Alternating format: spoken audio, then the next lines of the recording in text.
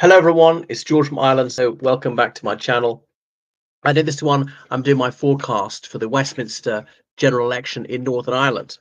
Now, Northern Ireland is unique in the United Kingdom in a number of ways, but partly because the Westminster parties, the major ones, don't stand there. As in, the Conservatives stood there last time, but got under 1% of the vote. A Conservative hasn't been elected as a Conservative for a very long time, since the early 1970s, really. The Ulster Unionist Party split from the Conservative Party, or to actually go by the label Conservative rather than Unionist. I mean, not since the 19th century.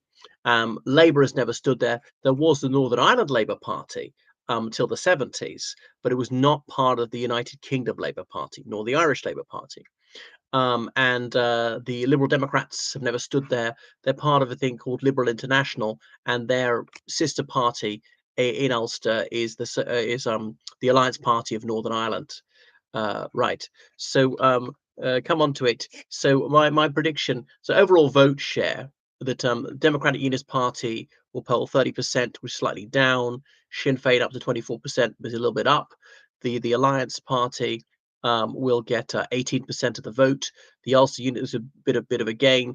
The Ulster Unionist Party will go down 2 percentage points to 10%, and the Social Democratic Party go up 1 percentage point to 16%. There's Wayne too, which is an Irish nationalist party, like meaning unity in Irish.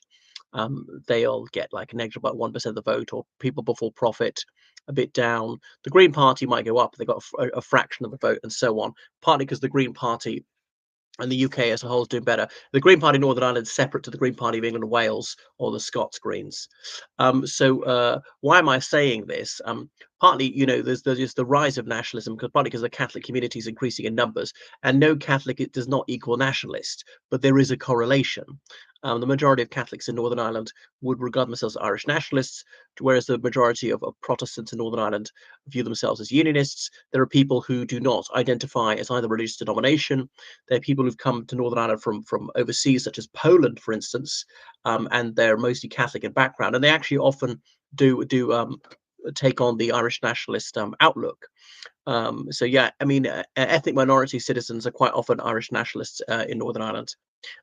So the rise and rise of Irish nationalism in Northern Ireland. Okay, so go through the constituency breakdown. So East Antrim was quite safe for Democratic Unionist Party, and they're going to still retain it. So like their safest seat. Where else? East Londonderry. They're going to take that. Oh, you have to say County Derry, East Derry, if you want to. I don't believe in throwing a fit if somebody uses some terminology you don't share. You choose your words, and I'll choose mine. So yeah, Lagan Valley. That's just Sir Geoffrey Donaldson's former constituency. I know he's facing trial for rape. I mean, he hasn't been in Westminster for some years. Sir Geoffrey's only been in the Northern Ireland Assembly, but I predict that they will retain that one. So Upper Bann, which was once the constituency of David Trimble, latterly Lord Trimble, who died last year. He was also Unionist leader, the first minister of Northern Ireland. The DUP took it years ago, way back in about 2005. I predict that Democratic Unionist Party will retain Upper Bann, as it's on the River Bann. So and they have a healthy majority there of 8,000, but it'll be reduced. So I'm only predicting, actually, I think is it one seat's going to change hands. And then Antrim North, formerly the constituency of the late Reverend Ian Richard Kyle Paisley, the Reverend Doctor who bought his doctorate supposedly. So they will, the Democratic Unionist Party are going to keep that one. Isn't that Sir Ian Paisley's seat, as in his son? And then Strangford, likewise, they're going to keep that one around Strangford Lough, which is like the Ulster Riviera. It's the most middle class place in Northern Ireland, where they've got again a very healthy majority. So coming on to Sinn Féin, and there going to be no change there really. So West Tyrone, they're going to keep that one because and that is a very nationalist constituency. So they've got like an almost inassailable majority, and in fact, I think they'll lengthen their lead.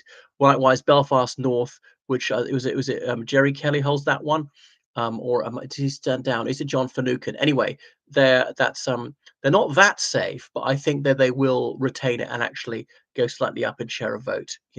And then coming on to West Belfast, Gerard Adams, former um, uh, constituency, and again that is their safest one, so they're rock solid there. They're in no danger of losing that one. So yeah, that they will go up in votes there. Fermanagh, South Tyrone. So this one is the most marginal constituency in Northern Ireland. The Ulster Unionists are just behind them. The DUP is not going to field a candidate. But I think Sinn Féin will narrowly hang on. They won by only 57 votes last time. I could be very wrong. It wouldn't take much to shift it. Just slightly poor turnout, a disorganized campaign, a mediocre candidate from them, an excellent candidate from the Ulster Unionist Party. And that is the sort of most marginal one in Northern Ireland, the most westerly constituency in the United Kingdom. So coming on to Mid Ulster, that was what's his name? Martin McGuinness's seat. But so the Sinn Féin, they've got that, and that is very safe for them. They've got that majority of 10,000, so they'll extend their lead there. They'll retain that one. Newry and Armagh, again, they're going to keep that one and end up even safer. So they've got a huge majority. They're like 11,000, and then South Down. They've got that one that's quite safe. I mean, the only challenge is the SDLP, but I reckon that they'll actually go up in share of votes. So coming on to the Alliance Party, I predict that they will take East Belfast from the DUP. So Naomi Long will take it back. She held it for a while, and then the SDLP's only got one seat, and that's Foyle. Oh yeah, they will keep that. Oh sorry, and South Belfast.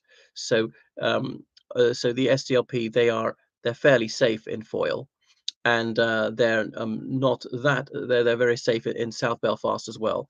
And then the Ulster Unionist Party won't get any seats at all. So gone are the glory days for the Ulster Unionist Party, the official Unionists they used to call them, because until the Good Friday Agreement, they had the bulk of the seats, and because of that, they got punished. They got pushed behind the DUP, and they were really penalised for making the peace of the brave and doing what was necessary, and the DUP have reaped the rewards. So I don't know why on earth they don't amalgamate. I've been saying this for years. There should be a fusion between the two parties. Why this senseless duplication of resources when they don't agree over much? Now, an academic called Dr. Edward Burke said, well, that's because Church of Ireland people are more likely to vote DUP, and Presbyterians are more likely to vote, sorry, other way around. Church of Ireland more likely to vote Ulster Unionist Party, and Presbyterians more likely to vote DUP. There's not a big difference between them, and the DP was a bit more working class, and the UP was a bit more middle class, but their policies are almost the same.